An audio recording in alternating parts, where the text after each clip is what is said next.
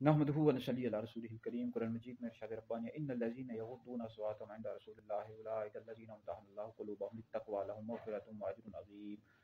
سوال یہ آیا کہ یہ آیت مبارکہ کا شان نزول کیا ہے، اور یہ آیت مبارکہ کی نظرات کے حوالے سے نازل ہوئی۔ یا ایھا الذین آمنوا لا ترفعوا اصواتکم فوق صوت النبی، جب یہ آیت مبارکہ نازل ہوئی، اور اس کا اگر آپ نے شان نزول دیکھنا، اس کے حوالے سے تفصیل جاننی ہو تو مفتی دانش ہادی میرا یوٹیوب چینل ہے، وہاں پر آپ یہ آیت مبارکہ لکھیں ساتھ مفتی دانش ہادی لکھیں تو آپ کو مکمل تفصیل کے ساتھ معلومات مل جائے گی۔ یا ایھا الذین آمنوا لا ترفعوا اصواتکم فوق صوت النبی۔ تو یہ آیت مبارکہ جب نازل ہوئی تو امیر المومنین حضرت سیدنا ابوبکر صدیق رضی اللہ تعالیٰ عنہ، حضرت سیدنا عمر بن خطاب رضی اللہ تعالیٰ عنہ، دیگر کئی صحابہ کرام علیہ رضوان نبی کریم علیہ السلام کے بارگاہ بہت ہی آہستہ آواز سے گفتگو کیا کرتے تھے، ان کی عظمت اور شان، ان حضرات کی شان اور عظمت بیان کرنے کے لیے یہ آیت مبارکہ نازل ہوئی۔ ان الذین یغضون اصواتهم عند رسول اللہ، بے شک وہ لوگ کہ جو اپنی آوازیں نبی کریم علیہ السلام کے سامنے پست کرتے ہیں، رکھتے ہیں، اللہ تعالیٰ نے ان کے دلوں کو تقوی کے لیے چن لیا ہے، پرہیزگاری کے لیے، ان کے لیے مغفرت بھی ہے اور بڑا ثواب ہے۔ تو ان کی حضرات کی عظمت اور شان کے لیے یہ آیت مبارکہ نازل ہوئی۔ تو اس سے ایک بات ہی معلوم ہے کہ بندہ جتنا بھی پرہیزگار ہو، عبادت گزار ہو، اللہ کو یاد کرتا ہو، لیکن اگر اس کے دل میں نبی کریم علیہ الصلوۃ والسلام کی تعظیم نہیں ہے، نبی کریم علیہ السلام کی تعظیم نہیں کرتا، عزت نہیں کرتا، اس کی کوئی بھی عبادت قبول نہیں ہے۔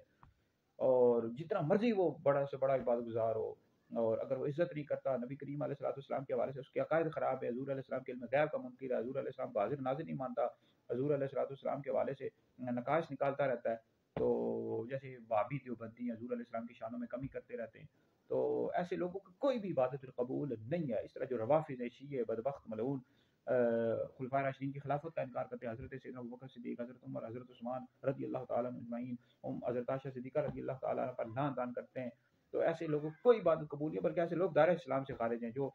خلفائے راشدین کی خلافت کا انکار کرتے ہیں، حضرت عائشہ پر لعن طعن کرتے ہیں، تہمت لگاتے ہیں، جیسے حضور علیہ السلام کے جو لوگ علم غیب کے مطلق طور پر منکر ہیں، ایسے لوگ تو دار اسلام سے خارج ہیں۔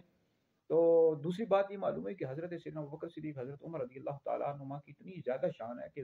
اللہ رب العزت نے ان کے حوالے سے قرآن مجید کی آیت مبارکہ نازل کی ہے، اور ان کی بخشش یقینی ہے، قطعی جنتی ہیں۔ نبی کریم علیہ السلام نے دنیا میں ان کو جنت کی بشارت دی، ابوبکر فی الجنہ، عمر فی الجنہ، عثمان فی الجنہ، علی فی الجنہ، باقی اشرا مبشرہ فی الجنہ، اور صدیق اکبر رضی اللہ تعالیٰ عنہ، فاروق اعظم رضی اللہ تعالیٰ عنہ، اور ان کی تو قبریں بھی روزہ رسول میں نبی کریم علیہ السلام کے ساتھ بنی۔ تو اہل سنت کا یہ عقیدہ ہے کہ انبیاء علیہ السلام کے بعد سب سے افضل ابو بکر ہیں، پھر عمر ہیں، پھر عثمان ہیں، پھر علی ہیں۔ جو شخص مولا علی کو ابو بکر عمر سے افضل بتائے، ایسا شخص گمراہ بدین ہے اور اہل سنت سے خارج ہے۔